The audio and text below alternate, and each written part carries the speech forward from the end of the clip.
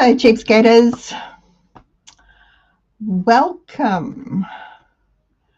Now, let me see. Oh, yeah, there we are. First of all, I thought there was nobody here, and then I looked and saw there's lots of comments, so there had to be someone here. Okay. If you're new to our channel, my name is Kath, and I'm the creator of the Cheapskates Club, where our goal is to live life debt-free, cashed up, and laughing. And yes, it is possible. If you'd like to enjoy life the Cheapskates way, please consider subscribing to our channel. And if you do, don't forget to click on the little bell below.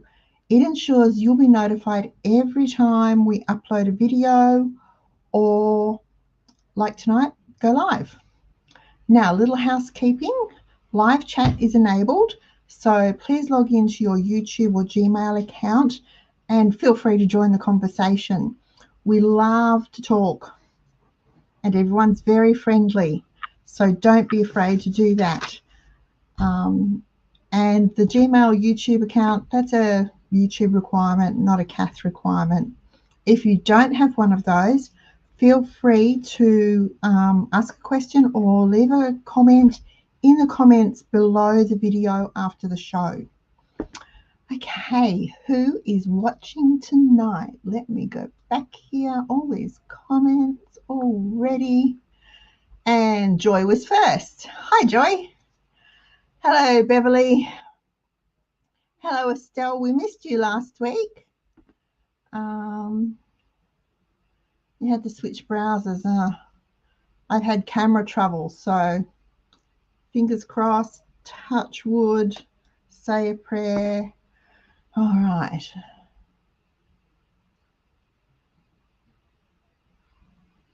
Joy's multitasking. How about that?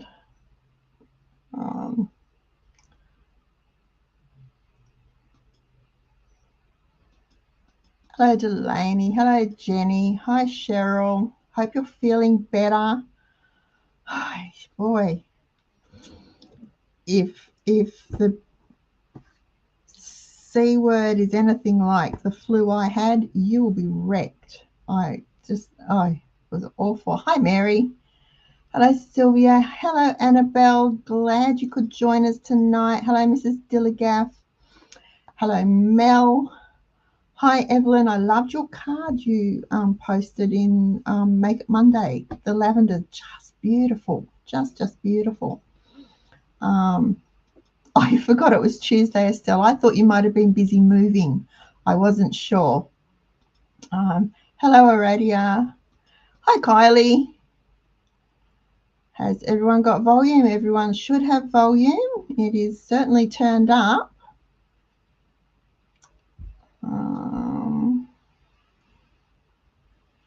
And Beverly, Utah.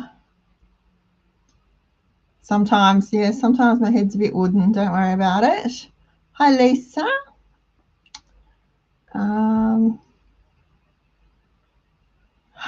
Glad you're feeling better, Cheryl. It's awful, isn't it? It is just draining. So awful and draining. Bobstar.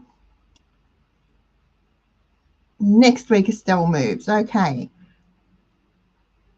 Hope everything goes well with your move and you get it all settled in happily. Okay. Now we've got 45 people watching.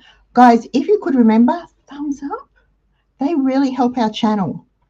I feel like I'm nagging you when I say that, but it really helps our channel grow. It helps us be found. And there's a gazillion YouTube channels out there. It helps us be found. More thumbs up, more subscribers, more likes, more shares. Those three things really help YouTube decide that our channel is worth promoting. I, of course, not being biased at all, think it is. So I want them to. Okay, now I'm going to talk tonight about leading by example, because I'm still here, Beverly. I'm still here. Everything is still working. So, and you're still commenting. So, not sure. Can everybody see me? Estelle, everyone can see me. Good. Okay. All right. Thank you, Estelle. Hi, Heb. Thank you for the thumbs up.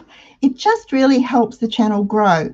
And I'm caught between a rock and a hard place because I'm trying to grow it myself, but there's only 24 hours in a day. And right now my day is stretched to, I'm just about stretched to breaking point with commitments that are commitments. They're things that can't be put off. So I'm grateful for every little bit of help I get. Absolutely every little bit of help I get. And if you could click that thumbs up, yes, thank you so much. Oh, it might be, no, it's not even windy. I was going to say if it was windy, it might be internet, but everything seems to be fine down here.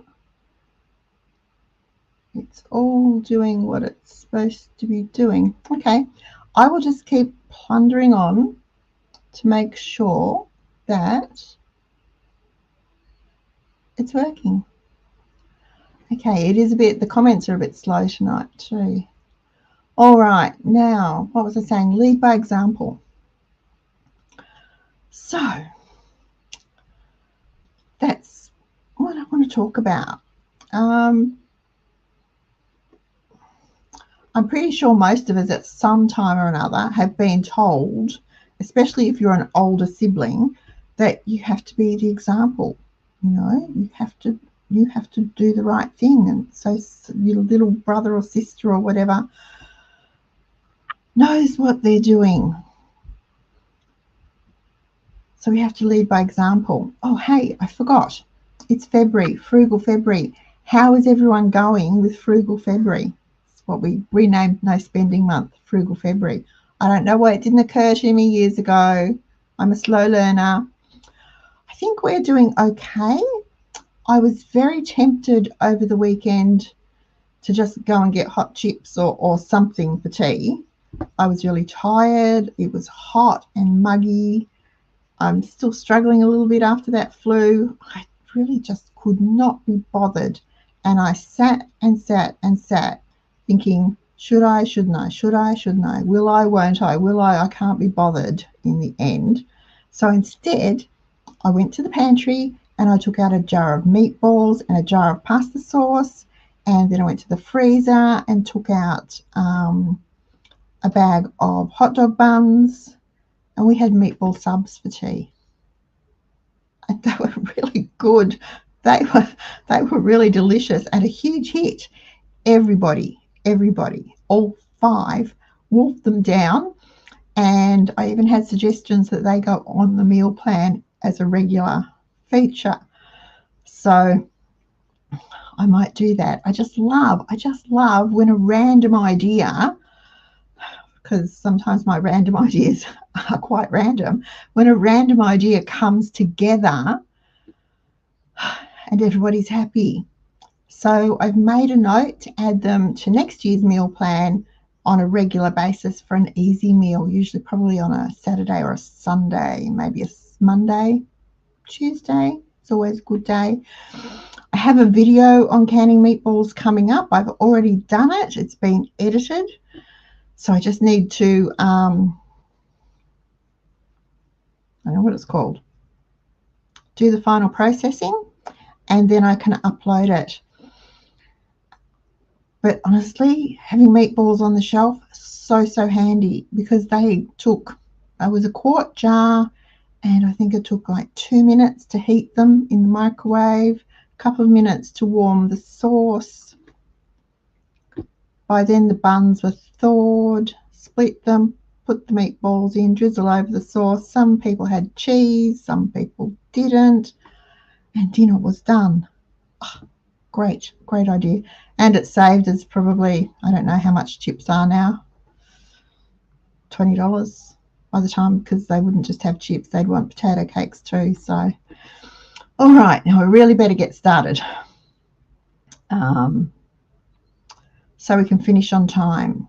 If you're new here, I aim to finish at 8:30 and then move into what we're calling the after show chat. So feel free to stay for the chat if you want to, but if you need to go, the gist of the show will be over by 8:30. So, way back in 2001, when I started the Cheapskates Club, I never imagined in my wildest dreams that 23 years later, there would still be so many people who want to know how to live life debt-free, cashed up and laughing. And that's not just the title of one of my books, it is how we live our life. But what's even more exciting for me is hearing, even today, from you about how you're teaching others to live the Cheapskates way just by doing it. This absolutely makes my heart sing, because there has never been a time, at least in my lifetime, when learning and using frugal lifestyle skills has been more important. I know, I was going to say in the last 100 years, but we had the Great Depression, didn't we, in the 1929 to 37? And so that was 90 odd years ago. I think a lot of people learnt some good frugal skills then that we are still using, and some of us are relearning today. So, like I said, I'm pretty sure we've all heard lead by example. And maybe it was your mum or your dad encouraging you to be a good example for a sibling. Perhaps it was a teacher encouraging you to be a good example to the class, to the other students. It might have even been an employer encouraging you to, show off to your fellow employees and urge them, encourage them to be better employees. We've all heard it countless times, mostly over our lifetimes. But here it is again. Lead by example. And we've been told for years and years that children learn by example. If they see you being polite and considerate, they'll emulate those behaviours. If they see you throwing tantrums and being angry, they're going to emulate those behaviours. If they see you being compassionate and sympathetic, showing empathy, they will emulate those behaviours. And it's the same with living the Cheapskates way. If they see you living the Cheapskates way with a smile on your face, happy and contented with your lifestyle, with a grateful attitude, they're going to emulate those behaviours and those attitudes, because they won't see living like a cheapskate as being poor or miserable or downtrodden or deprived, because you've shown them it's not. It's a stress-free way of life. It's a contented way of life. It's peaceful. They are learning from your example. The influence we have, be it a positive or a negative, is greater than anything we could ever imagine. We don't know who is influenced by our behaviours, by the look on our face when we're walking around the supermarket, by the way we drive, by the way we treat other people. We don't know who is influenced by those things that we do. We're leading by example, and we are influencers. We may not have, 42 million Instagram followers and 100 million YouTube followers and be sprouting about, the latest nail colours or whatever, but we are influencers. And I think what the influence we have is better than anything that those influencers are actually sharing. Now, I shared a while back, I've shared this a few times, how some of my extended family members, they think I'm a bit weird. They see us living the cheapskates way, and I will agree it is not the way of most of society. And they're a bit confused because they think we should be poor. They think we should be eating, rice and beans. We shouldn't have a roast every week, and we shouldn't have a new car, and we should be wearing rags and living in a hovel because we're cheapskates. But we're not poor. We don't live on just beans. We don't wear rags. Well, I do in the garden, but that's deliberate. We don't live in a hovel. We're not poor. And it confuses them. It absolutely confuses them because they can't get past the fact that we are perfectly happy, with our lifestyle. We owe no one. We own everything we have. We have money in the bank to pay our bills when the bills come in. There's food in the pantry. We can afford to go on holiday. It confuses them. They don't understand it at all. Now, I've been asked so many times over the years how we can live the lifestyle we do on our income. Well, the answer is simple. We live the cheapskates way. Years and years ago, I shared that I made washing powder instead of the very popular gloop that was going around the internet at the time. It was when email was very, very new. It was probably about 1998, 97, 98. The boys would have been earlier than that. No, 97, 98. Maybe 96. Hannah was born 95, 96 maybe. Internet was very new. Email was pretty much a government or a business type tool. But there was this gloop, and I know there's instructions for it in the laundry tip store. It was really, really popular because it was really, really cheap, and it does a really, really good job. Problem was, I had an outside laundry and two little boys who just loved to get into that glue and play in it because it felt nice. So I lost 2 nappy buckets full of the stuff and decided enough was enough. I couldn't stand it. I wasn't going to do that anymore because it just takes ages to clean up when it's on the walls and the floor and the cupboard doors and the washing machine and the broom is covered in it. No. So I decided I had to find a better way, and that's when I created the powder.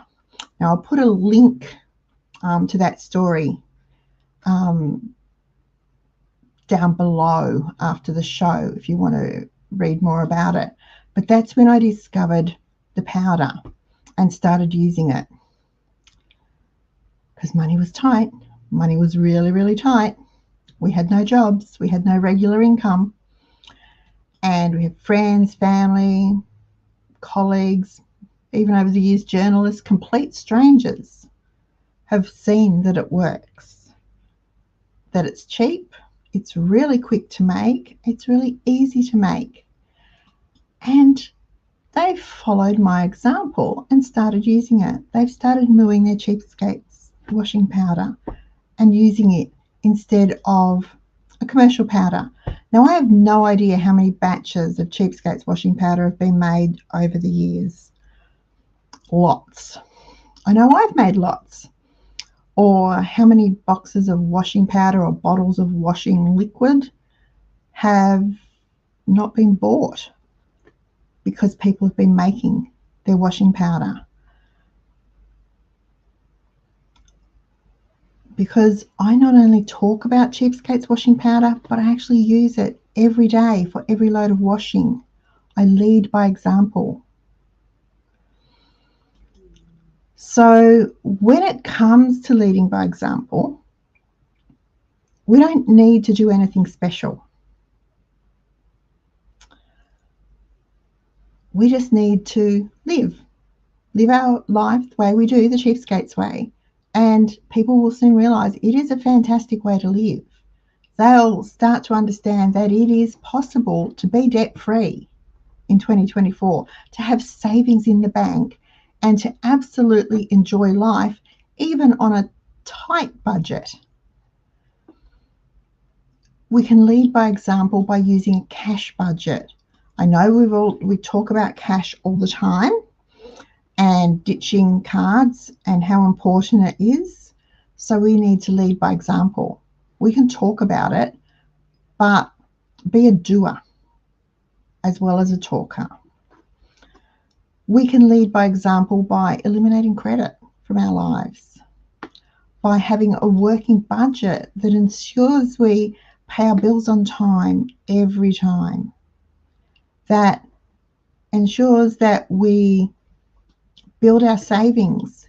Every pay, something goes into savings, that we own everything we have. Sometimes we are inclined to be a bit shy about telling people, showing people that we actually live like cheapskates. We need to be open and show family and friends how it's done. Now, I'm not saying we need to, spill our financial life to random strangers, because we don't. That's not what I'm saying at all. But I do think we need to be open about the way we live. If you grow your vegetables rather than buy them, tell people. If you get a great deal at the op shop, be proud. Wear it. Use it. Tell people. Talk about your meal planning and how you meal plan to your budget. Talk about having a grocery budget, because a lot of people don't have a grocery budget. They just go and shop. And whatever it costs is whatever it costs. Share your favourite shopping tips, where you get the best deals.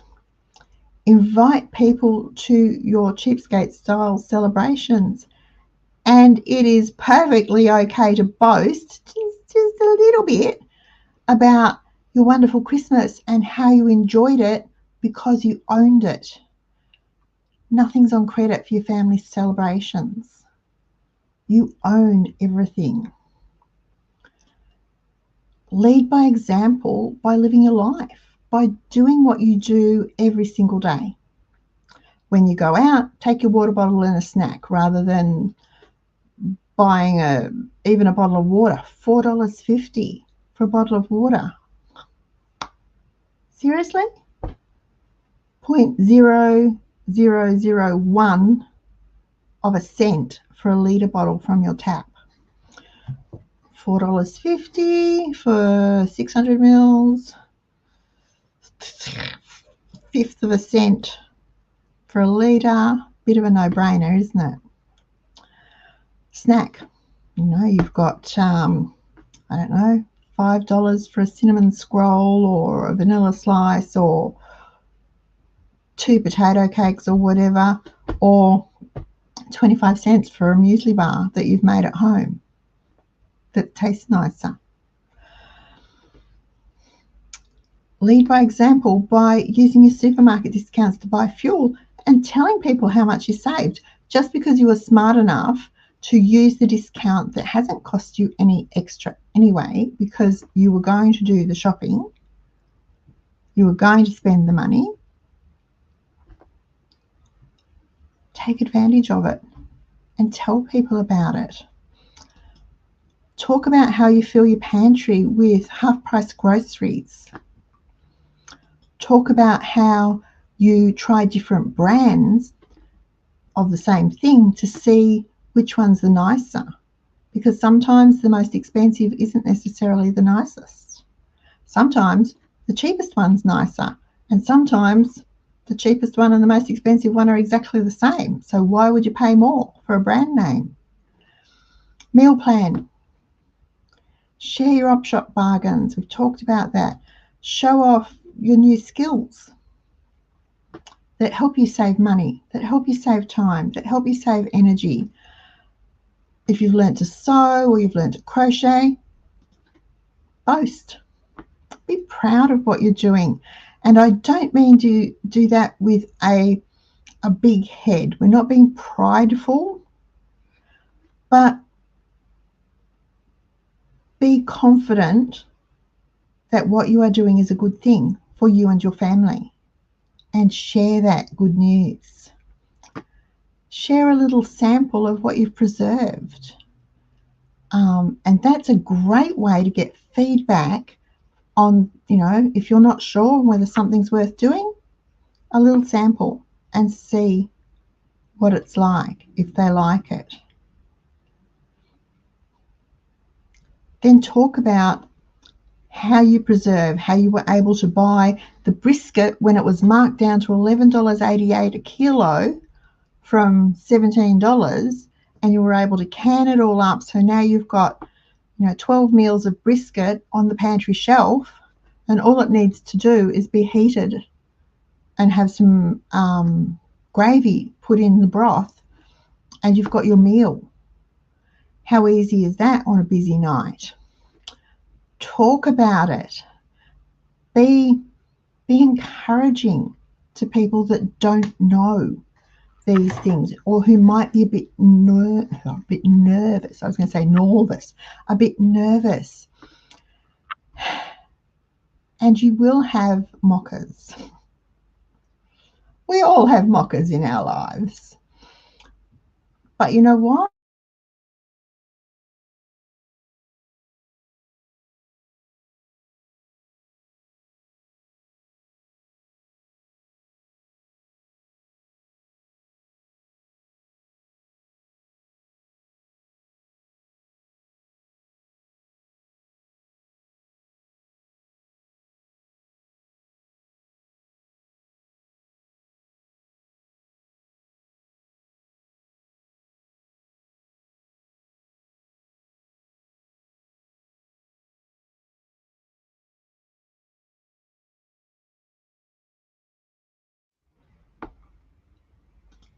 Everyone's still there?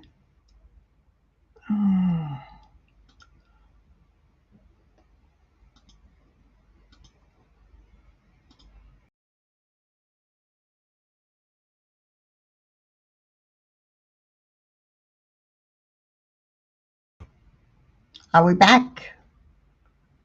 Are we back? Are we back? I don't know what happened, but it did go blank on me then. Okay. Sorry about that. That one scared the daylights out of me too. I thought I'd lost you. Okay. No, that wasn't you. I'm back. Okay. Now I've got to figure out where I was. Sorry about that, guys. All right.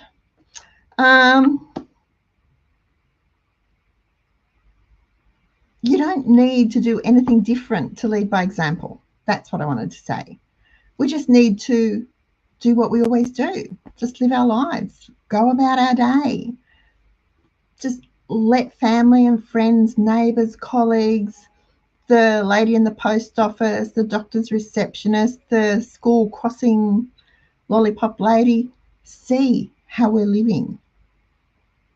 Just let them look and wonder. If you see them looking and wondering, start a conversation if you're brave enough. They might be too shy to ask questions. So, be open to answering the questions, because they are going to have them. Even if it is, you're not doing anything illegal, are you?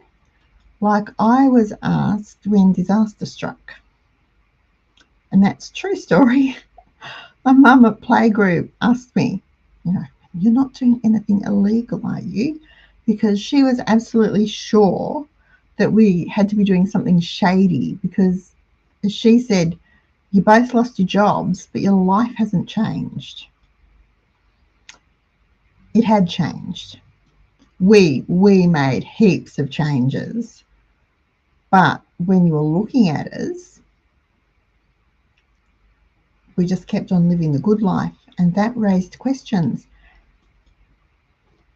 Those questions were the start of Cheapskates, because I told Paula what we were doing and how we were living.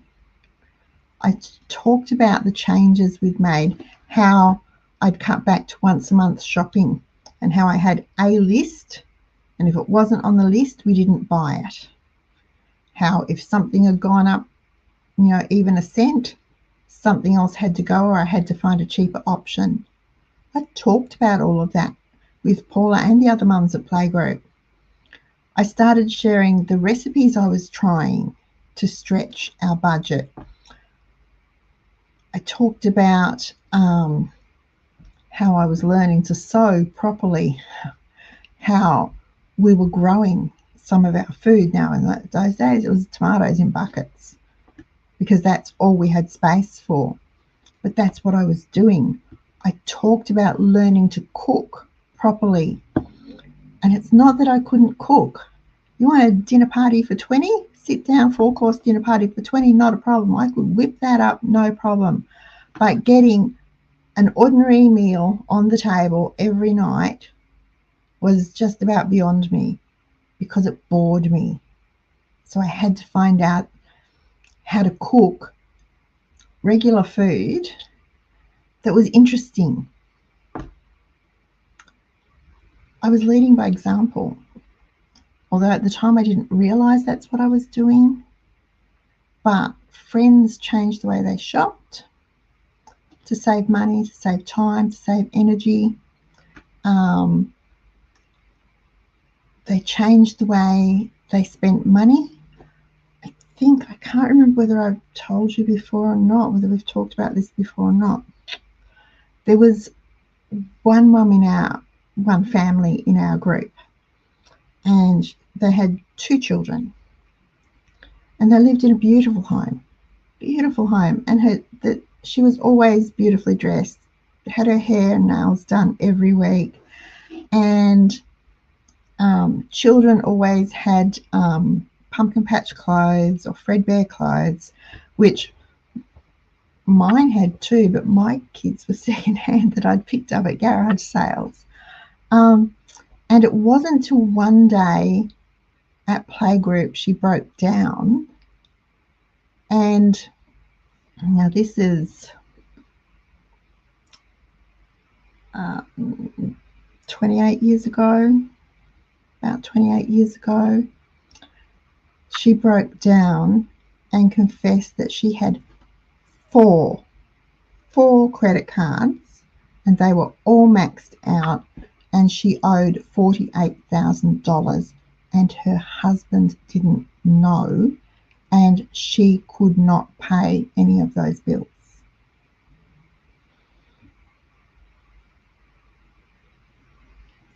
It was heartbreaking to listen to her. It was heartbreaking to watch her fall apart, because she didn't budget, and she saw money as something that you spent. So when disaster struck for us, and on the surface our life didn't change, it changed hugely, but on the surface it didn't. She didn't know. She wanted to know how we did it. She wanted to know what she had to do. nerve-wracking time for her husband, for their little kids, for everyone that knew them. I will say he was in the RAF, so they moved fairly often. Our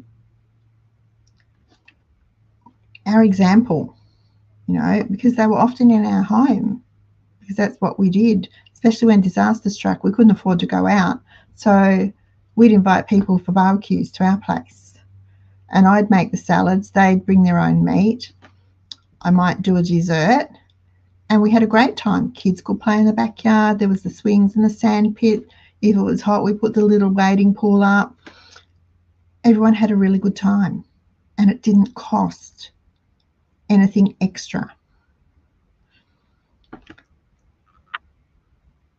Lost my train of thought for a minute. So when she knew disaster had struck us, and on the surface our life hadn't changed, she wanted to know. She wanted to know what I was doing, how I was managing it, how many credit cards I had. None. Because even back then we didn't have credit cards. We didn't use them. We've not used them our entire married life. We've not used credit cards. Thank goodness. So that was the beginning of Cheapskates. I started showing her. I showed her how I went shopping. I showed her, where the best garage sales were to get the best clothes for the kids, because kids grow really quickly. And I showed her how to sell the outgrown clothes for her kids at a garage sale. She'd never thought of doing that. She followed our example. They ended up having to sell their house, because you remember interest rates were 18.5% back then. They did end up having to sell their house. That was fine. You can start from scratch, which is what they had to do. She did go back to work, and they eventually got out of debt. They're still floating around, moving, although they're coming up for retirement. So lead by example is what I'm trying to say. Don't think your life isn't going to be good enough for someone to emulate, for someone to want to copy, for someone to be slightly envious of the fact that you can cook a meal from scratch, feed your family for $5, where it costs them $50 to buy the same stuff. How many hours did I have to work to clear $50? 2 and a bit at $25 an hour. Okay, so when we lead by example, just by being, just by living, it's nothing extra on us. There's no extra stress on us. We're not teaching classes. We're not having to get up in front of, clubs and talk. We're just living our life and being open to people around us wanting to know more about how we live our life. Sometimes the signs are subtle. Sometimes they're really upfront and will ask you. Sometimes they'll just watch and copy, and you'll notice all of a sudden that, someone is doing what you do. Pat yourself on the back. You've been an example, and you're leading them to a better way of life now. Okay. Here we go. Let me zoom up here. Oh my gosh. 61 people watching. Thank you. Hello, Trina. We missed you last week. Oh my gosh.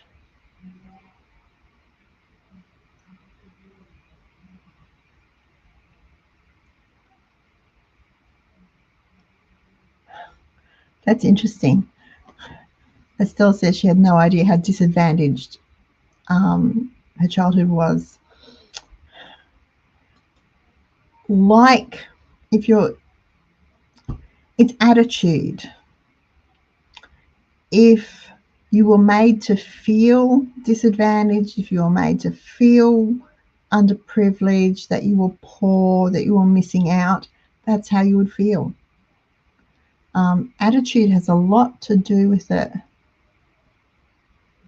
Evelyn's doing well on her frugal February.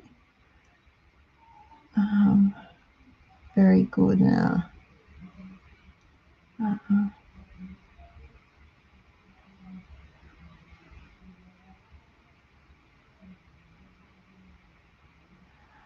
come back to that, Kylie. That's really good.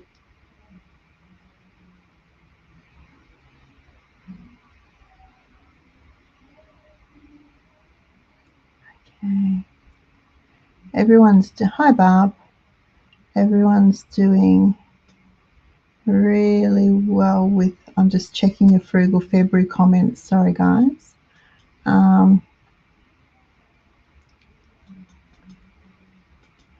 I've got a review coming up. Joy's yogurt just reminded me, I've got a review coming up on a yogurt maker. I haven't tried it yet. It's sitting there waiting for me to try and do the review. I have to do that. David Omake said, children are more influenced by the sermons you act than by the sermons you preach. That's true. They copy you. Little children like to copy grown-ups, especially their mums and dads, the people they love. They want to copy them. They'll copy your actions, your physical actions, your speech, your mannerisms. They'll copy your attitudes. So attitude is a really big thing because it doesn't only affect you, it affects everybody.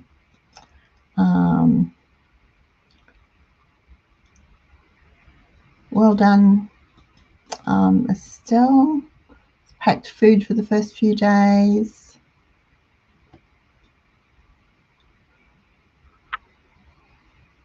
Cereal, tinned foods.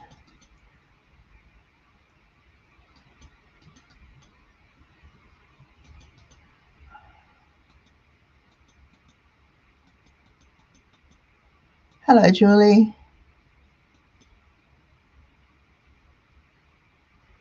Okay.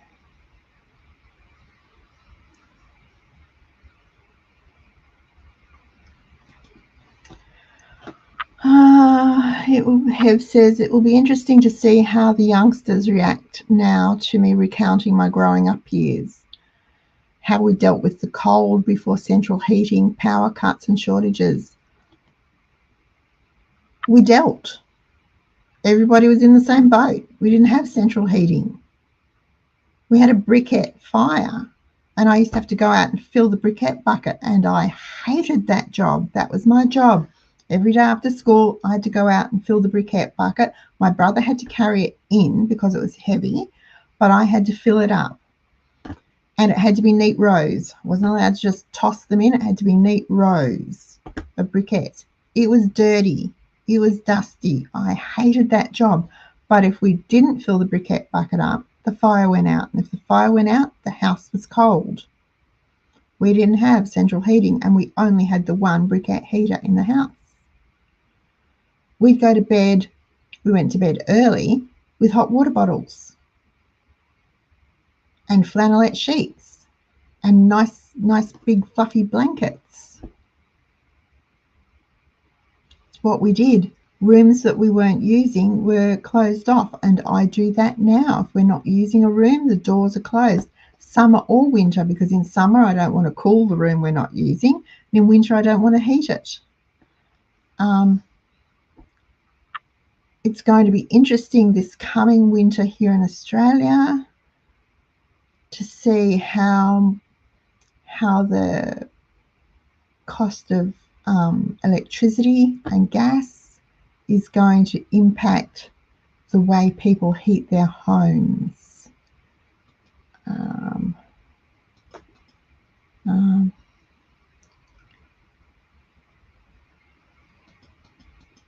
Very good.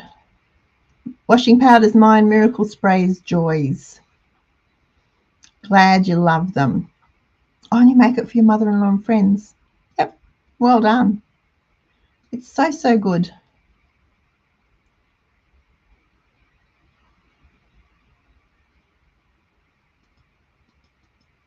Cold and frosty, Estelle. Cold and frosty. Bob Star, you need to moo more. Next month's moo month, so 31 days of new moos. I've been working on them for ages.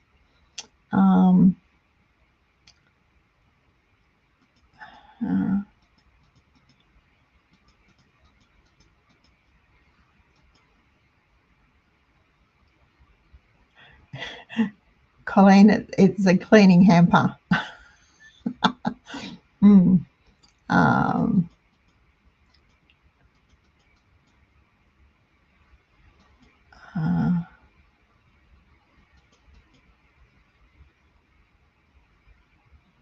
Yes, people do like old-fashioned crochet towel toppers. They are so handy. I do that too.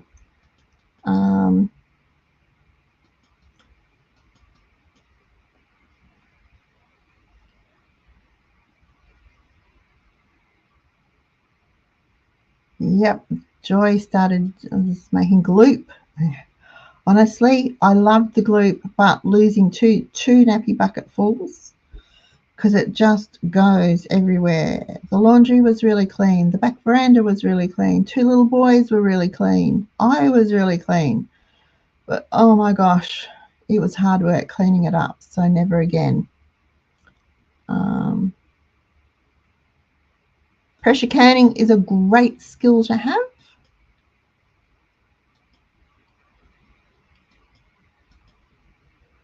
Joy is a great, if you want a good example of leading by example, Joy is a great one.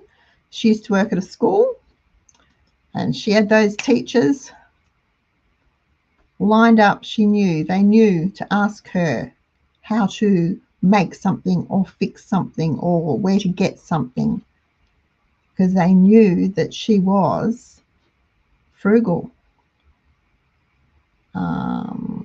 That will save your fortune, Colleen, making your pet food.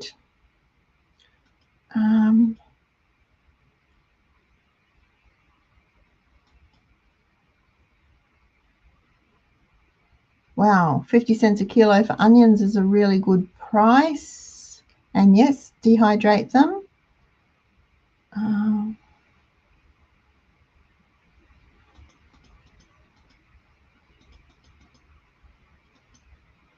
Eye rollers, Beverly. I just call them mockers. I don't care anymore. People want to mock me for the way I live or what I wear or I don't know, the car I drive, the food we eat. I don't care. I figure if they're mocking me, they're paying attention. So at least they know what I'm doing works. If they're too silly, too arrogant to realize that what I'm doing works and they should be doing it too, that's on them, not on me. So don't worry about mockers or eye rollers as opposed to high rollers. Don't worry about them. Just keep on doing what you're doing and maybe one day that light bulb will go off and they will understand and they'll be kicking themselves that they didn't do it earlier.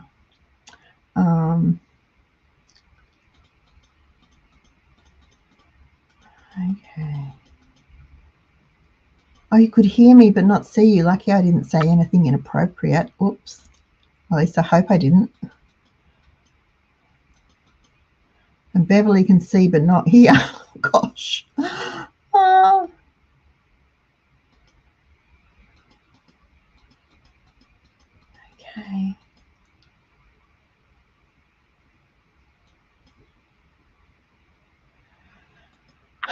Well, that's what we do, Estelle. We choose to live this way so that we have the cash to buy the things that we want. We ditch the unimportant stuff,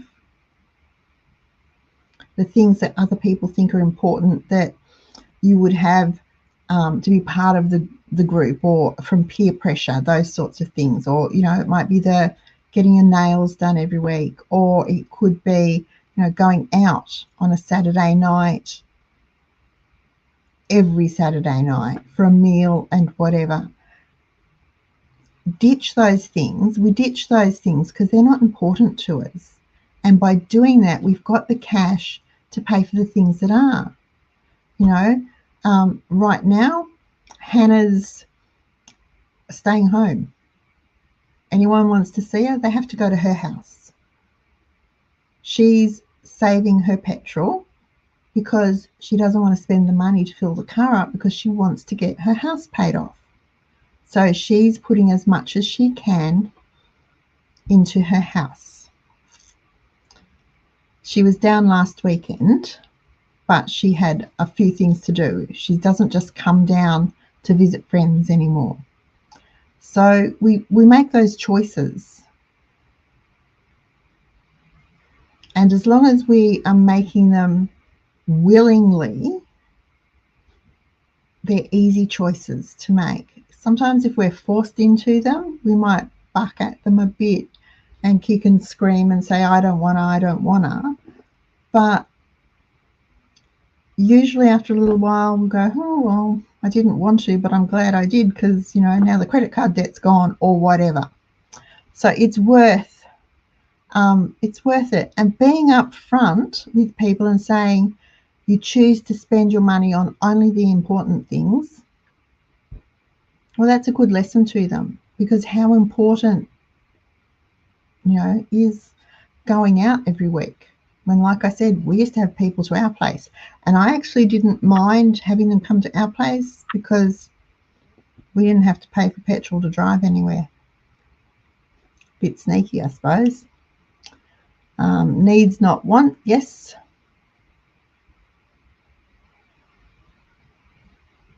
Wow. Petrol was 60 cents a litre cheaper in Geelong. That is amazing. I'd have taken drums and filled it up. That's really good.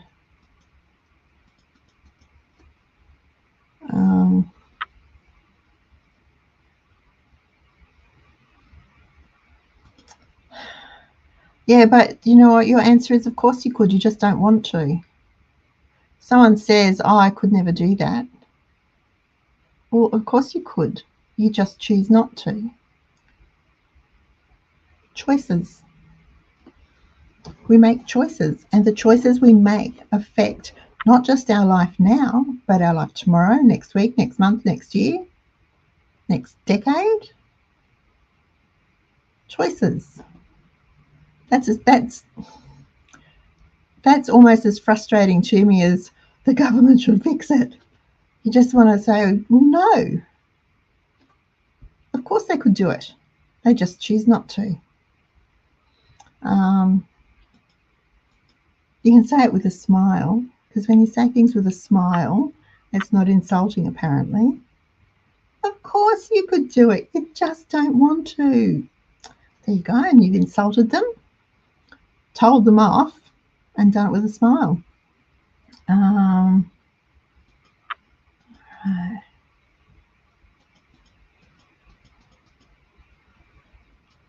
Hello, Amanda. Okay.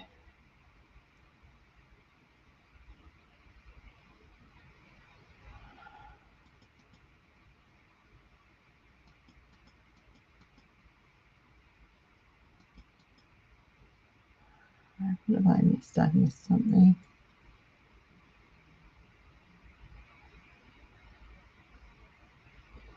Have I missed something? I'm trying to keep up. Sorry, guys. All right. So we can lead by example. Hello, Jane.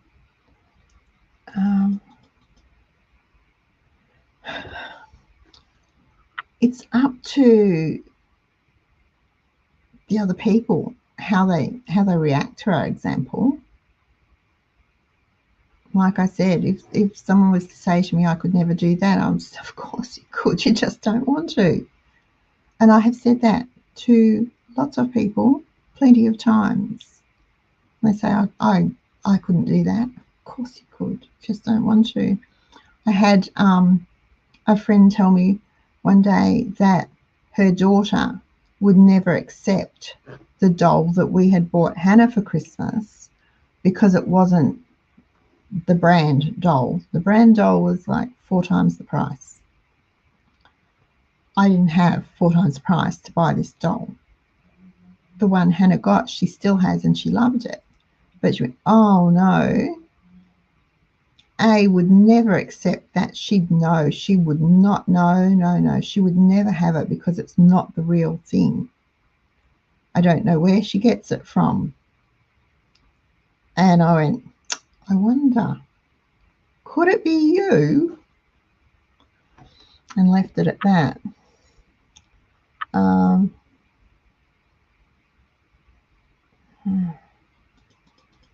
found it. It's all right. So we need to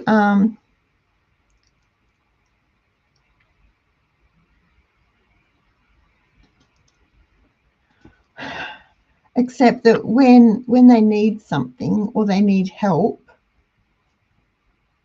who are they going to turn to? It's very difficult. I'm torn sometimes. I want to say, I would just say, no, sorry, you had your opportunity and you blew it, go away. And I know that's not the right attitude to have. But I'm so tempted sometimes. I just want to say, nope, go away.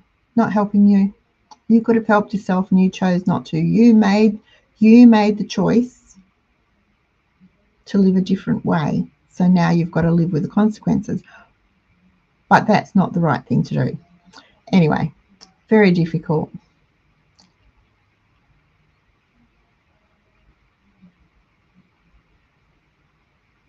They do, Selena. My eldest son spoke with my mother's accent. He sounded so much like her when he spoke when he was little.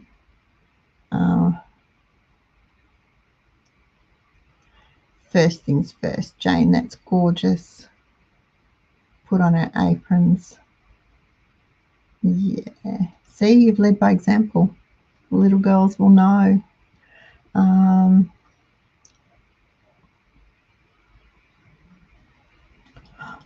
Snow on top of the mountains. Oh, it was hot here at the weekend.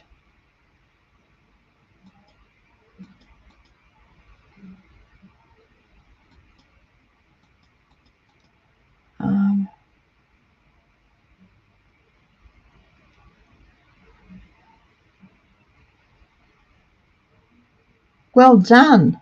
Well done. Oh, that's so exciting. So you've got $300 left. Wow, that's really, really good. Yep. Pantry stock take. Keep your pantry up to date. I know it's a bit of a pain, and it is a pain. Let's face it, we are busy, and when we're cooking, we're getting dinner on the table or making lunches or breakfasts or whatever, you zip in and pull things out and whatever. Keeping track of them can be a pain, but try maybe on shopping day, give the pantry a bit of a tidy up, check to see everything's there, where the gaps are, so you know what needs to be filled, and it just makes it not nearly as tedious as waiting to do it once a year or once, when everything's run out and you've got to race out to get that essential ingredient. But that's really good. $300 under. Well done. That is absolutely amazing, Leanne.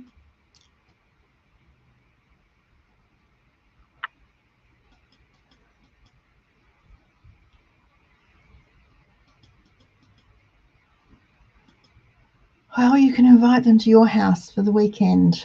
Give everyone a meal. You work up a menu, tell everyone what to bring, and let them come and stay with you. That's what Hannah does. They go to stay at her house. They go and arrive Saturday before lunch. So she'll usually do lunch. Then they all bring something for tea. Someone brings something for breakfast on Sunday.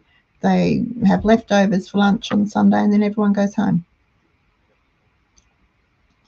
Doesn't cost her anything. and she's happy in her house. Um,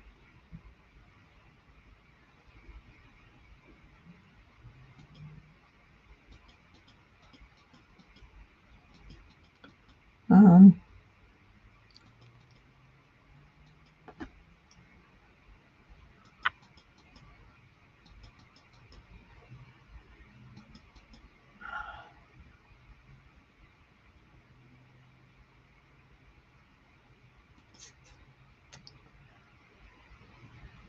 and you can relax, Jane, knowing that the world's going to hell in a handbasket, and you're fine, and your retirement is fine, and you can look after your family, your grandchildren, your daughter, your son, and your grandchildren, and do it happily without being stressed. Um, yeah, that's a good comeback, Kylie. How does taking care of my family affect you personally? Yeah, there's no point. There's no point in getting upset about it. I used to get upset when people would, I could never make my own washing powder. Roll their eyes. You're right. Eye rollers roll their eyes, and how hard up do you have to be to make your own washing powder? Well, you don't have to be hard up to make your own washing powder. Anyone can make their own washing powder, you know. I did have one mum. We were talking about water bills, and we've always been water conscious. Always been water conscious. We came off tank water. Water was expensive. Excuse me, expensive. We've always been water conscious, and we were talking about in playgroup one day, talking about water bills, and I said, "Oh gosh, ours was like $54." And she looked at me, Trish looked at me, and she said, "Don't you wash?" Pardon? How could you have only a $54 water bill? Theirs was nearly $200, and that was, I don't know, 25 years ago. Oh my gosh. Yes, we wash. We just don't waste water, and we don't water lawns. we Oh my gosh.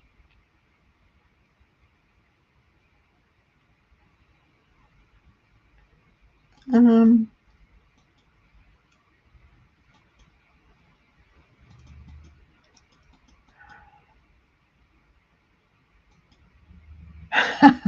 yeah, it's a bit of pain watching YouTube on the TV. You want to join the chat and you can't, and it's, oh no. Night, Delaney. Sleep well. Okay.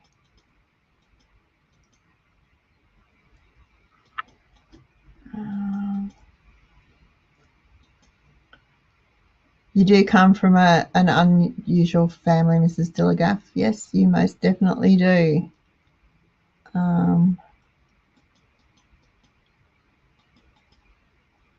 Bye, Bobstar. Okay. What tool do I use? I just use the regular grater, cheese grater, but I use the zester side.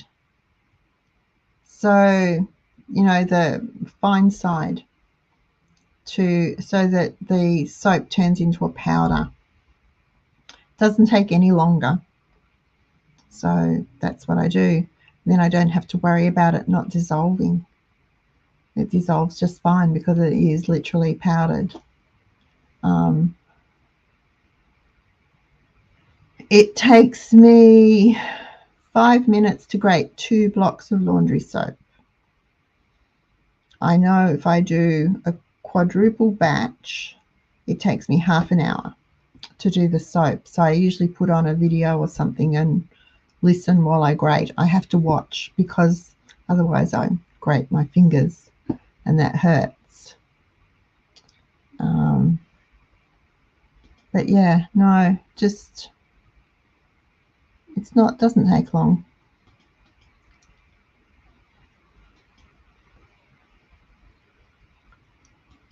Yep. We used to have the bathroom and laundry and whatever set up during the drought to water the lawns.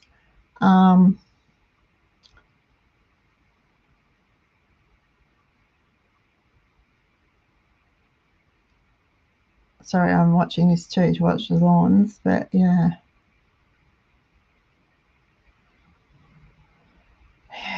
Get it while you can. It's getting hard to get. Not all Coles stock it anymore.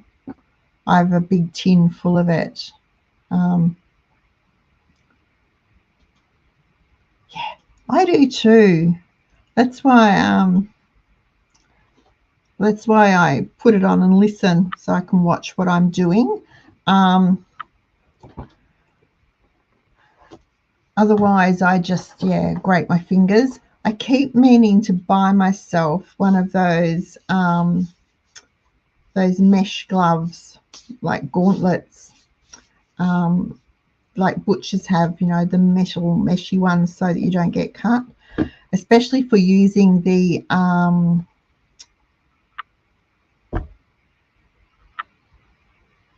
mandolin. Mind went blank because I'm hopeless with that, and I'm always terrible. I've never cut myself with it, but I'm always afraid that I will. Put it in the Thermomix, put it in the food processor. I used to put it in the food processor. I would grate it on the regular side and then put it in the food processor to whiz it. And then I found the zester just powders it. So super simple. Gives me half an hour to sit down and have a break. Okay, now we've sort of lost the plot, haven't we? But it's after 8:30, so I better go. All right, if you have to leave us now, thank you so much for watching. And again, if you're not already a subscriber to our channel, click that subscribe button and then click the little bell and select how often you would like to be notified of new videos. And please feel free to leave a comment. I do read all the comments. I do my best to answer your questions when I see them. Sometimes they get a bit lost. But, you know, if you like, subscribe and share, that helps our YouTube channel grow, helps it be recognized more easily, and the easier it is to find us, the easier it is for us to spread the message that it's not only okay to live life debt-free, cashed up and laughing, but it can still be done even in the crazy mixed up world of 2024. So happy cheapskating, everyone. Now, if you're staying on for the after show, give me a moment to get organised. I'll be with you. Oh, I've got a lot to talk about tonight. Inflation, interest rates, tax cuts, the white butterfly problem. If you've got something to chat about, put it in the comments, capitals if you remember, so that it stands out. And I will be right with you. I just need to shut down this extra screen so I'm not doubled up, because it's scary being doubled up.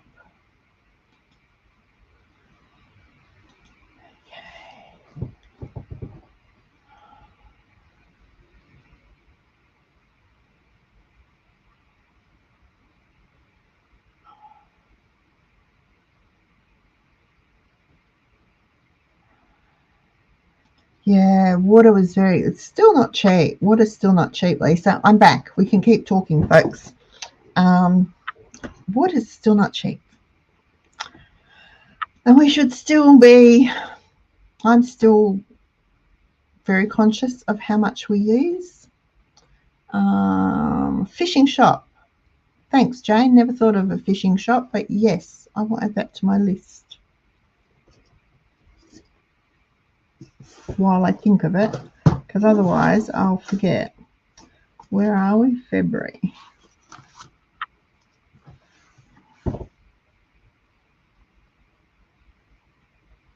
I've never cut myself on the mandolin, but I'm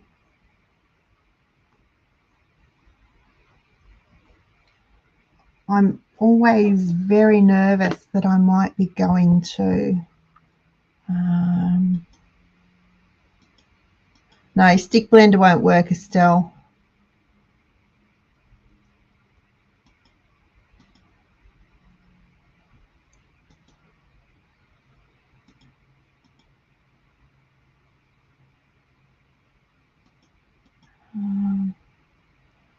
My little food processor was a wedding present to Jane, 1989.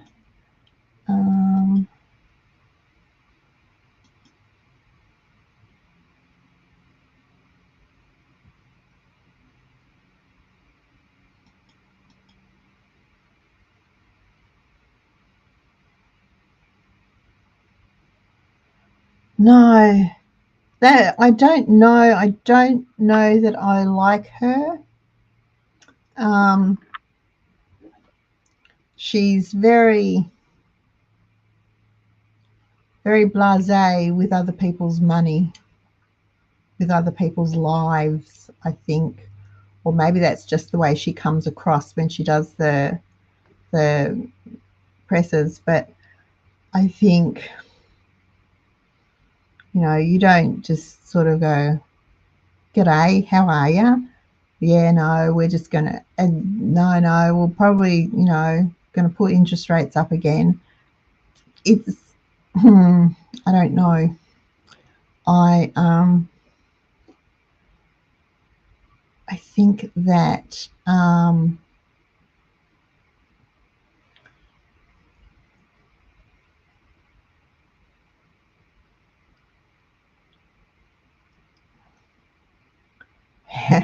I think she's very, very casual about the impact that these interest rate rises have had on families, on Australian families.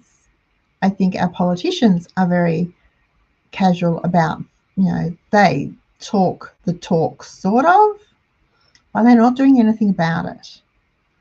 And I don't know that the Reserve Bank, how do I put, I don't think the Reserve Bank should have quite the power it does have at the moment, because I feel it's being abused there.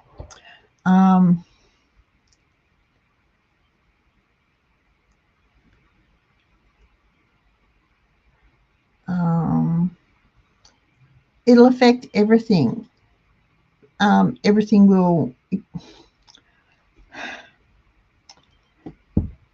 it will affect everything. It's a bit like a domino effect. You know, you think, oh, okay, they're going to put rate rises up, so it's going to, oh no, you know, the debt's going to go up. But debt affects everything,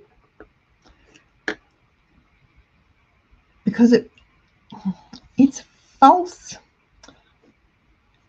How do I explain it?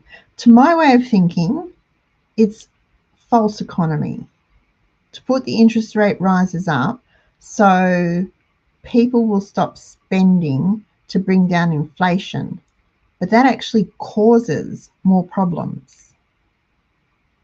So it's a false economy.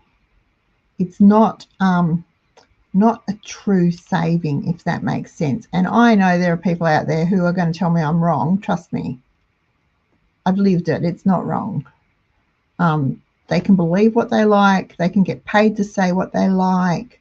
They can charge people to tell them what they like. But I'm not wrong. $200 for the paint and sparkle chips for bench tops, $7,000 for the same look. Yep. We did that to a house in Wagga. We kept the old bench tops, and they were the original. They were the white with the black and gold flecks in them, except that the black and gold was wearing out. So it was a very old house. And we did that to our bench tops too. For nice new, I had lovely, they looked like stone. Beautiful. Yeah.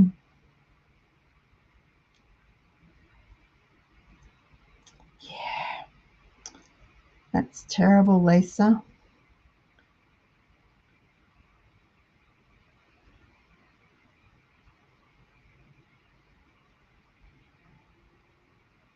Yeah, really, really bad. I think lots of people will struggle. And if we get two more, what are they saying? September, November, and December. Were they the 3 months they were saying the rates will go up? Because that's just cruel if that's the case. Did I get that wrong? September, November, November, December, because they skipped October and I couldn't figure out why, what would be the purpose in skipping October. But anyway, cost of living, I don't know what the cost of living is like in New Zealand. The cost of living here has not gone down. I don't care what anyone says. It is not costing less to live today than it did 3 months ago, 6 months ago, 12 months ago. Check the price of fuel, for instance. It's $2.19, nearly $2.20 a litre for ULP here today. That's ridiculous price. Anyway, I get in trouble when I say things like this because people don't like it.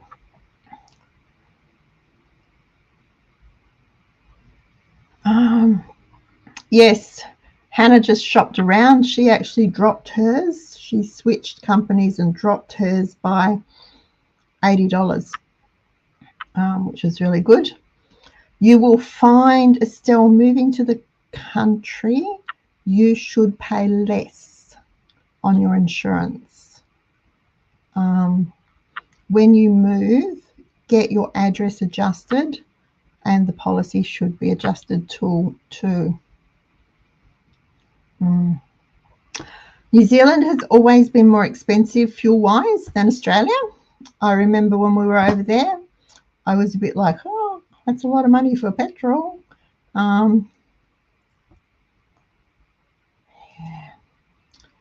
That was he who controls the food, controls the people, yes. Hi, Beverly. You should pay less on all your insurances being in the country, Estelle. So once you've moved, get on the phone, tell them you've moved and get it adjusted. You might as well. You save every cent you can get. Then something else you can pay off your loan. Okay. No, they don't, Joy. Well, most people don't because everything's very close. Not quite like, how many kilometres have I done since the 18th of December? I've done 1, 2, 3, 4, 5, 6, about 10,000, I feel like. Just shocking. Costs a fortune. All right.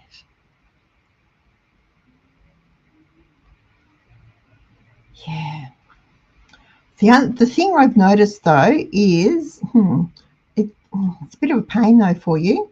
But I know my first trip to New Zealand, I was getting $1.39 NZ to the Aussie dollar. Now it's about $1.06, $1.07 NZ to the Aussie dollar. So that's a big difference. So I sort of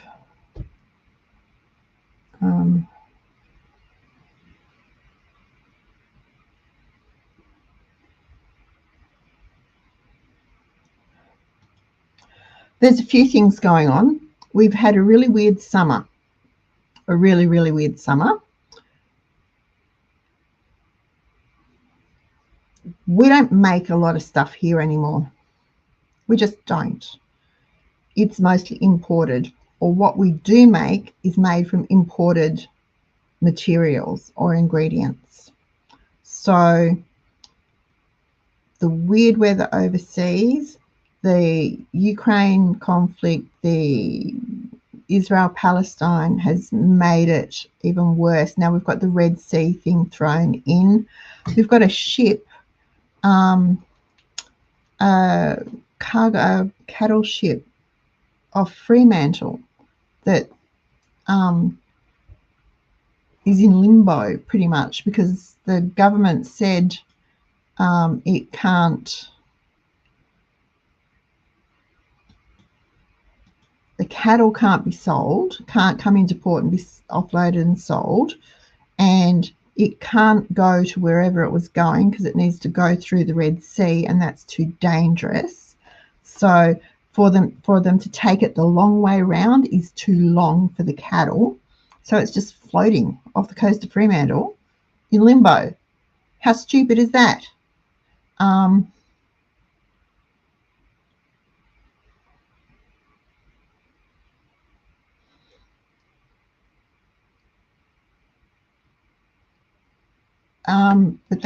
But so lots of things are affecting the shortages.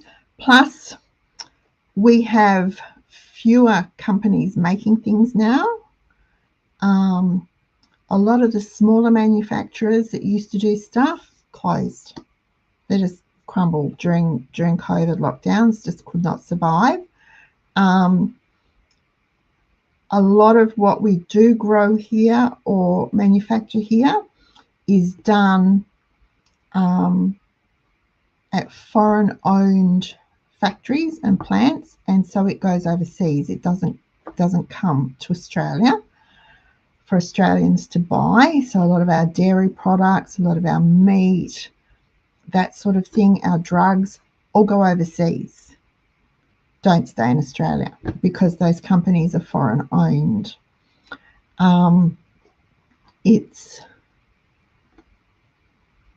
So the shortages,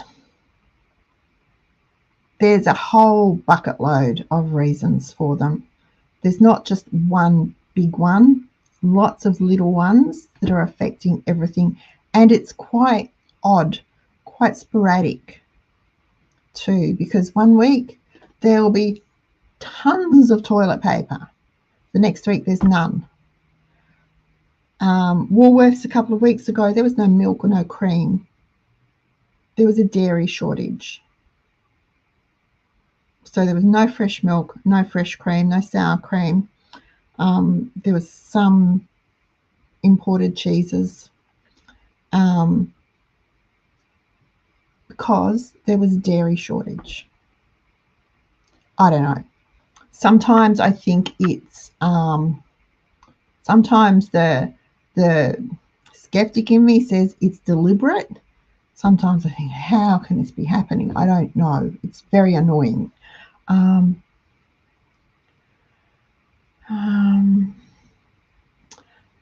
Davos, it came out of Davos, didn't it? That home food that's grown in my backyard or your backyard has 6 times the carbon footprint of food that we buy from the supermarket.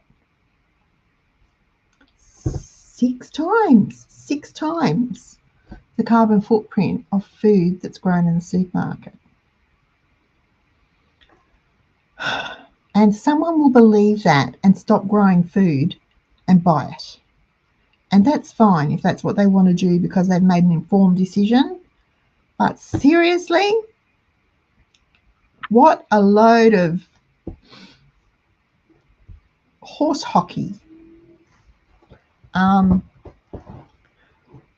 don't think growing our own food in our own backyard, using homemade compost, digging with a shovel and spade is bad. And it is certainly not 6 times as bad for the environment as a cabbage farm that uses irrigation and tractors and you know, commercial quantities of fertilizers and pesticides.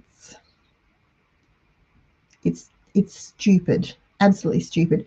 It's as ludicrous as the statement that came out last month that humans produce, it's the methane issue isn't cows anymore, it's humans. We produce too much methane by breathing.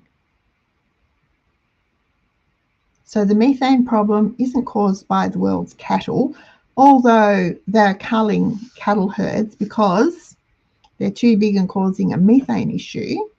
It's humans. So I was waiting to see when they're going to start culling the humans.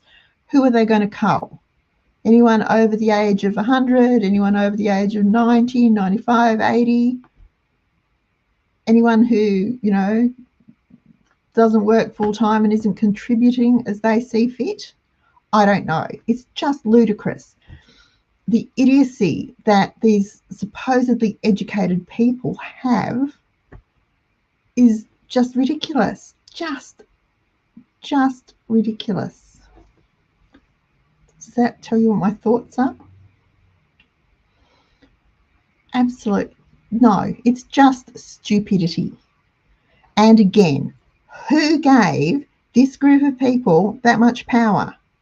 They're a bunch of nobodies who've given themselves a name, the World Economic Forum, who've sit around and blather on about how they're going to run the world. Who gave them the power? Themselves. They're only big in their own minds. They're only big if we let them be big. We've got idiots in government who seem to think that these people rule the world. They're unelected. They're nobody. They are nobodies. They are no better than you or me. And they should have no more power over the world than you or I. It is ridiculous that they have given themselves this much power, and governments the world over have bowed down to them and said, yes, we'll do whatever you say because you're so right. Morons, the lot of them. Absolute morons.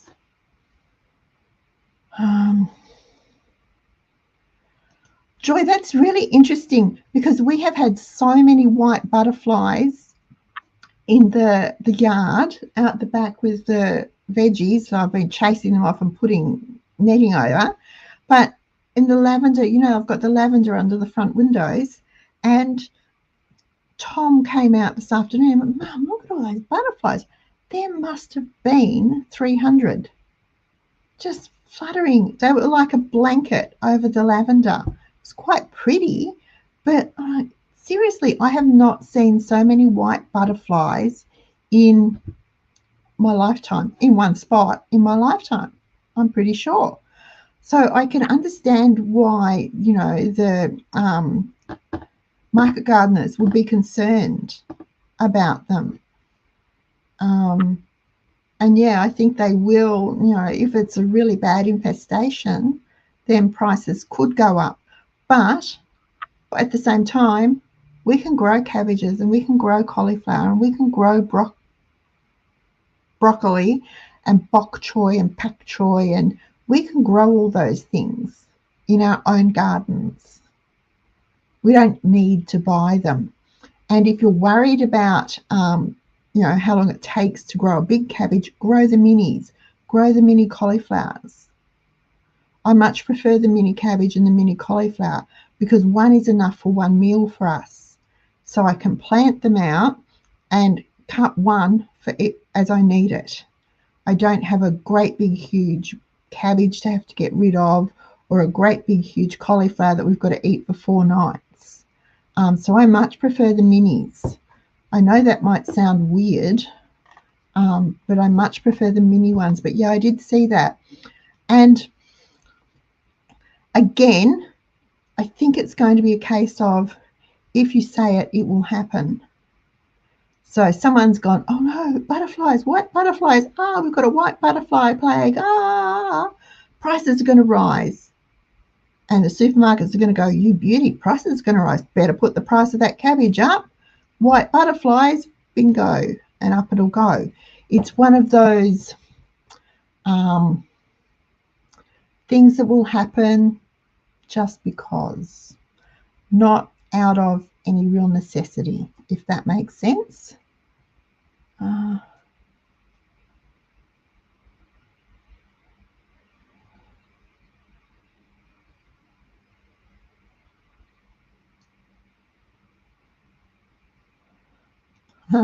That's all right. We'll trade you off because we've got your eggs and milk. This annoys me a little bit. Sorry, really annoys me a little bit. But lamb has come down in price. Here it's starting to go back up again. Beef hasn't really come down. I don't think beef has come down. Certainly not what I buy, the cuts I buy. But New Zealand used to be like, you know, it was a bit like Australia, the home of sheep. So to think that it's expensive for you and that they're importing it is just stupid. It is ridiculous. It makes me, I follow the money. Find out who's getting the kickback to let that happen.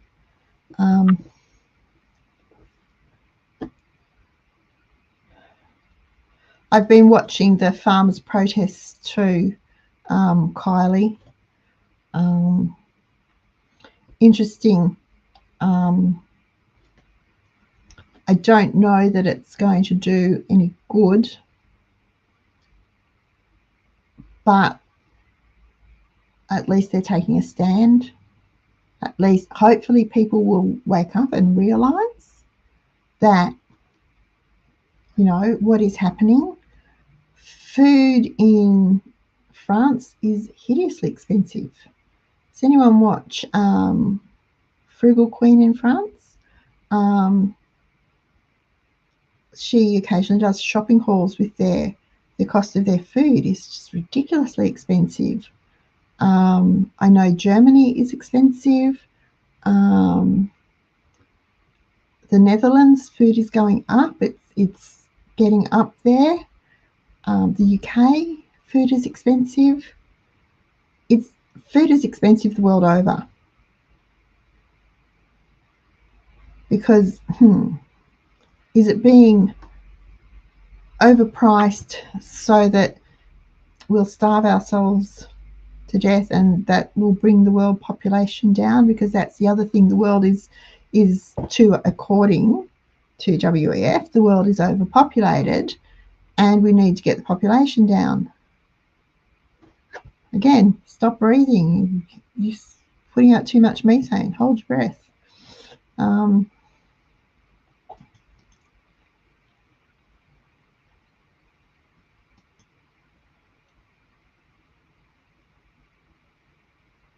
All those things do, Jane. Yes, you got another cyclone coming your way too, haven't you?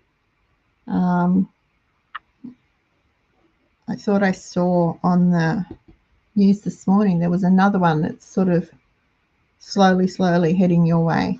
All those things impact prices at the supermarket,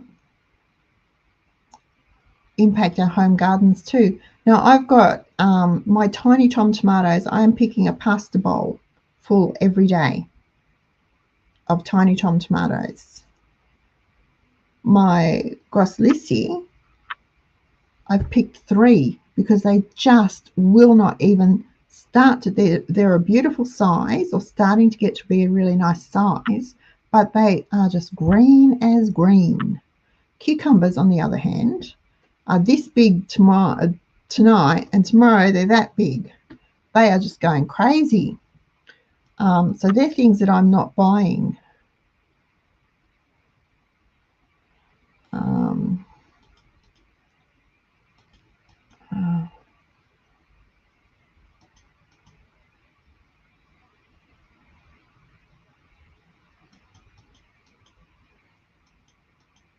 Codswallop. I like to say that too, Selena.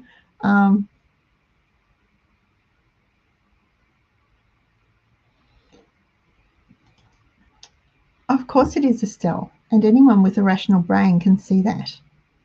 But there's no money. There's no money in me growing food to feed my family or you growing food food to feed your family, or Krista growing food to feed her family. There's no money for those people in that, because we save seed, we make our own compost, we rotate our beds, we only grow what we eat, we practice water conservation and with mulching and things. So there's no money. There's no money in us growing our own vegetables for those people, which is why it's not liked. It's a bit like why Monsanto won't let you save seed from their plants, or they will scream and yell and jump up and down if you do.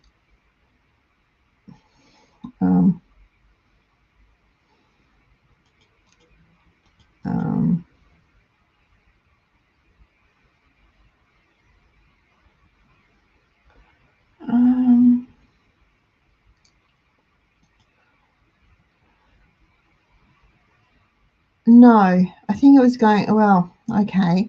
I think it's going overseas. I know I have a friend that works at one of the plants, and I'm trying to be diplomatic so I don't get anyone in any trouble. And for the last 4 months, everything they've put through has gone overseas. None of it's been to the Australian market. So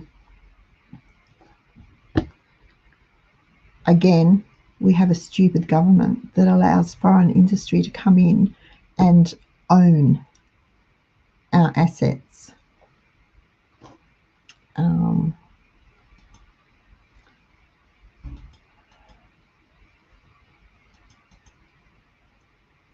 No, it's definitely when we breathe out, Joy, apparently. Yes, because I thought he was wrong too, but no, apparently it's when we talk.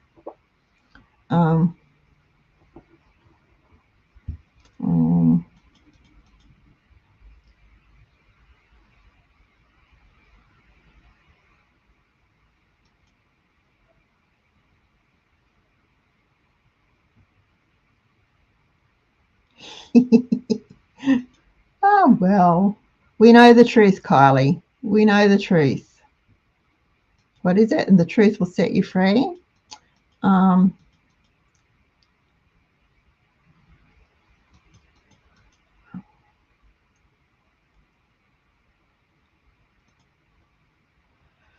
Because we are a country that's run by elected cowards.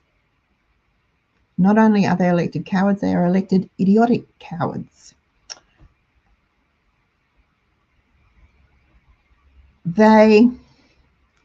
Governments bow down to them and let them have their own way, because then the responsibility isn't on them.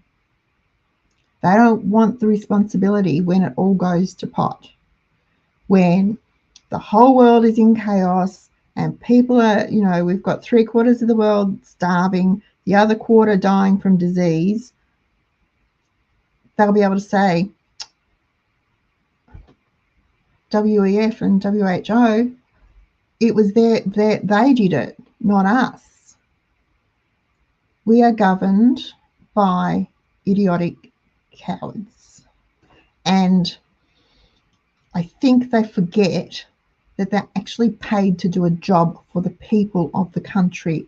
We don't work for them, they work for us.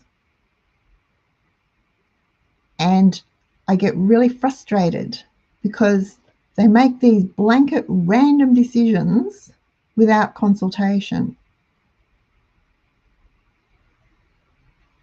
But then who am I? I'm just nobody, so I don't know. And follow the money. Definitely, with things like that, with that sort of thing, follow the money. See who's connected to who's getting paid from where. Follow the money. Do your research and follow the money.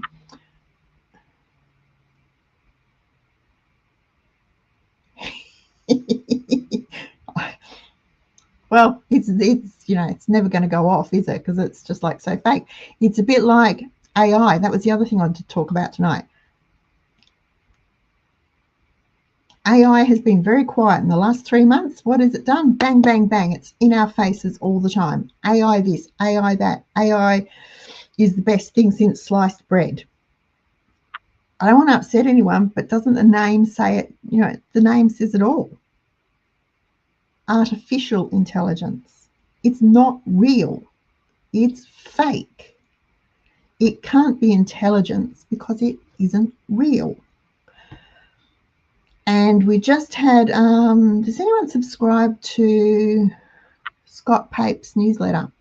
He had a thing in his newsletter this week where he's being cloned by AI, sprouting some investment strategy that he'd never even heard of, and certainly doesn't back or recommend or guarantee or anything else. Like, you'd have sworn it was him sitting there. Sounded like him, looked like him, had his mannerisms. It's artificial. It's fake. It's like saccharin. It's bad for us. We all know saccharin is bad for us. It's poison. So is this stuff. Just ridiculous. But again, follow the money and see who's getting paid, who's getting the kickbacks, who's making the money out of it. And that will answer your question.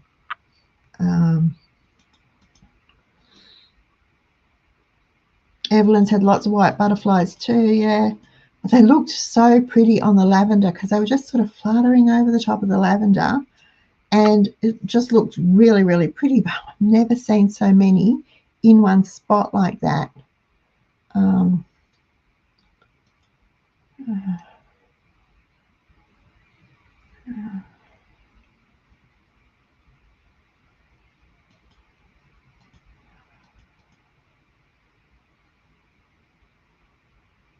Marigolds, yeah, I have marigolds at the ends of the garden beds. I use marigolds for my companion planting. And I like the little bit of colour in the garden. It's that little splash of orangey colour, orangey red. It's really pretty. They do control the white moths, yes.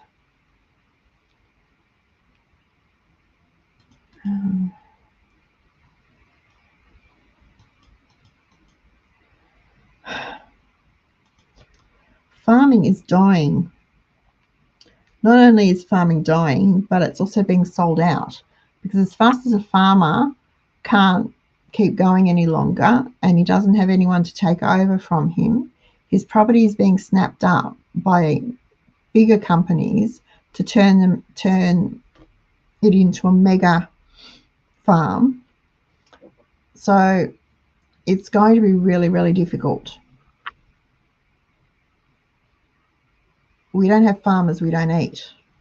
We don't have milk, we don't have corn, we don't have cabbages or cauliflowers or lettuce or tomatoes or bananas or pineapples or mangoes or whatever. But unless we start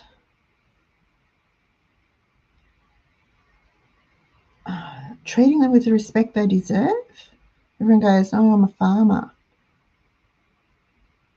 These days, it's not just digging in the dirt, planting a seed and hoping something will grow. Farming is high tech.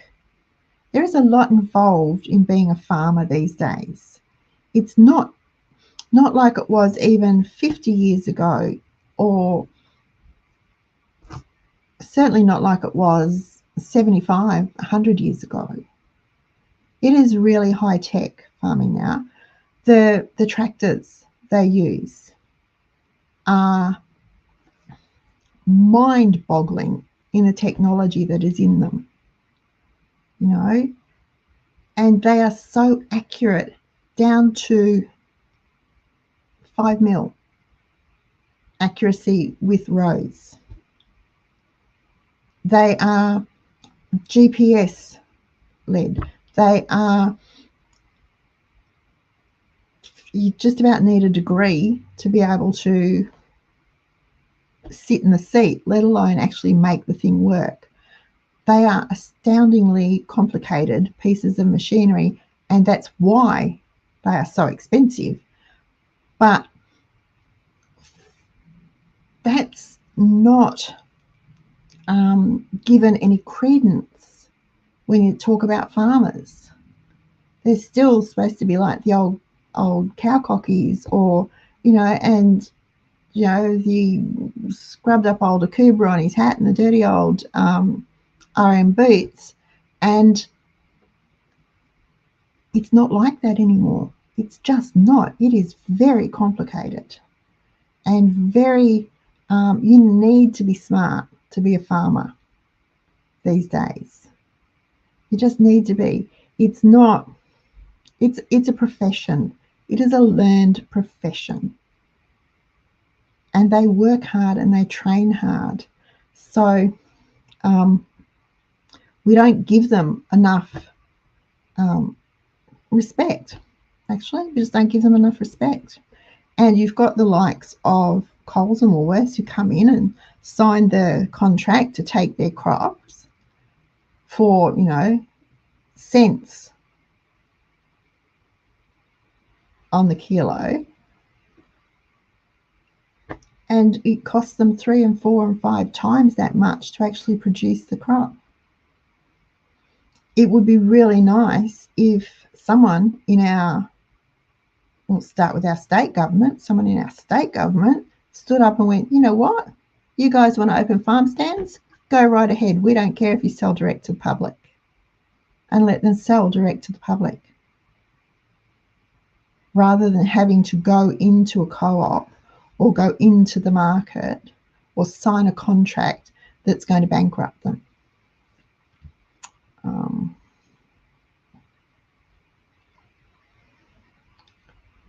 I don't watch mainstream media anymore. I put the news on at 6:45 every night to get the weather. I'm a bit addicted to the weather.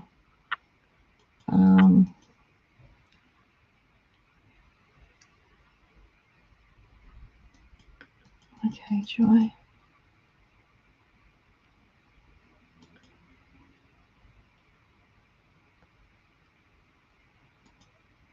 Are they on sale, Krista? I haven't seen that. If they are, but I will be. If they are on sale, I'll get some.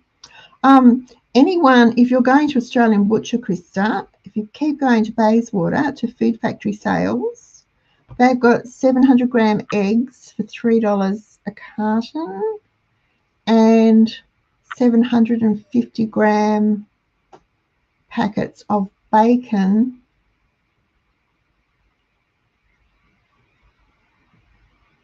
I'm not sure. I think they might have been about the same. I can't remember. I saw it on Facebook and I thought I must make a note of that. I bet I won't be able to find it now. And I thought, oh, eggs.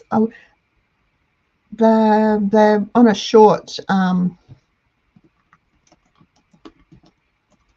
Food Factory Sales. Here we go. Let me just see.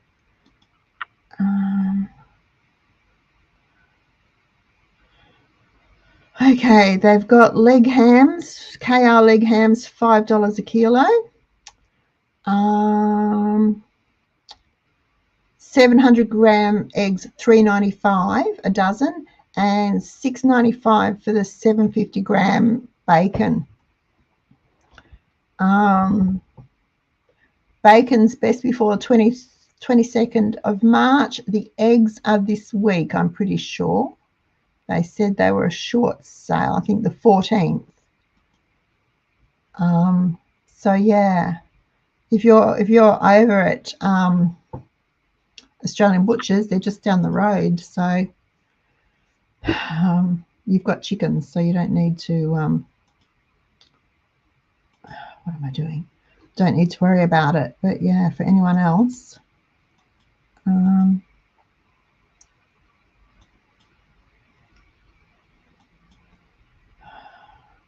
I got 4 apples off my apple tree this year, off my little apple tree. Probably is all my fault, Joy. I just talk too much. Out comes that methane. Yep, blame me. My big shoulders, I can take it. Um,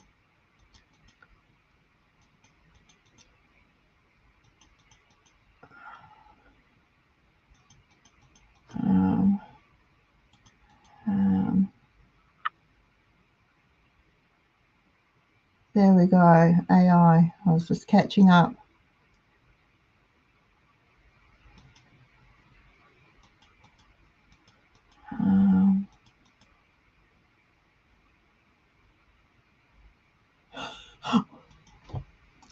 I used to too, Joy, and it in conversations it sort of makes you go, what?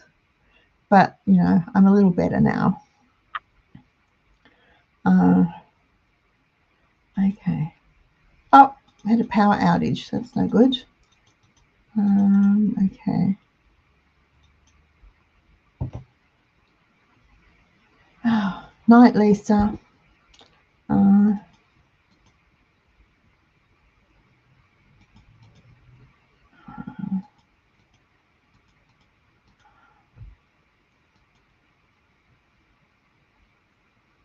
Right. Oh, okay. That's right. $11 a kilo is about the same price they usually have them. Sometimes a couple of weeks ago they had them down for $6 again, which was really good. I thought, oh, if they do that again, I'll go get more because I've got enough empty jars to run another cantaloupe. I'm sort of rotating through jars now. All right. Okay, guys.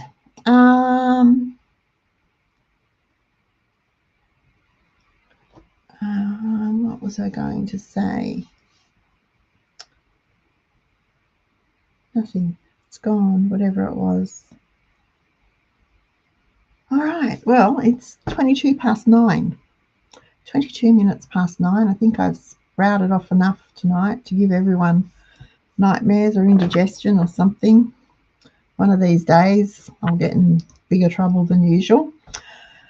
Have a great week, everyone. I will be back next week. It was about 3 or 4 weeks ago, Krista, the chicken was on sale. But it was just one of those weekend ones.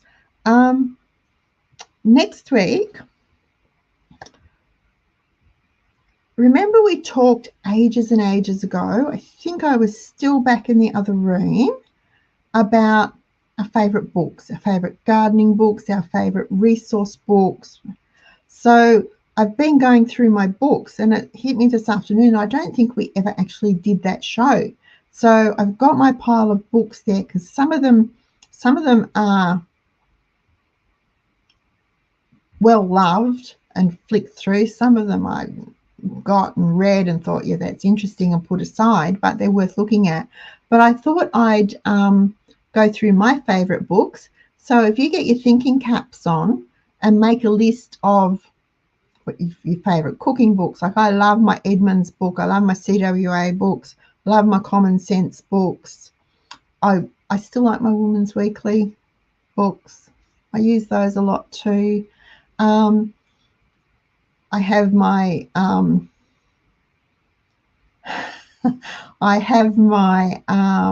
school home ec recipe books that I use a lot, that sort of thing. And then I've got some really good gardening books.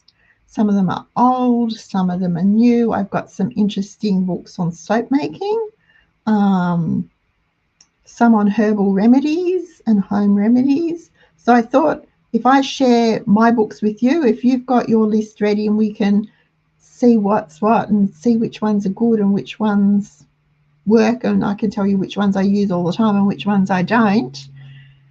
And that would just give us a break from the doom and gloom news. What do you think? We'll do that next week. But until then, have a really good week. Stay safe, stay healthy. Remember, it's frugal February, so we're not spending any money that we don't absolutely necessarily have to. And I'll be back next Tuesday, 7:30, same place. I'll be right here. I'll see you then. Bye.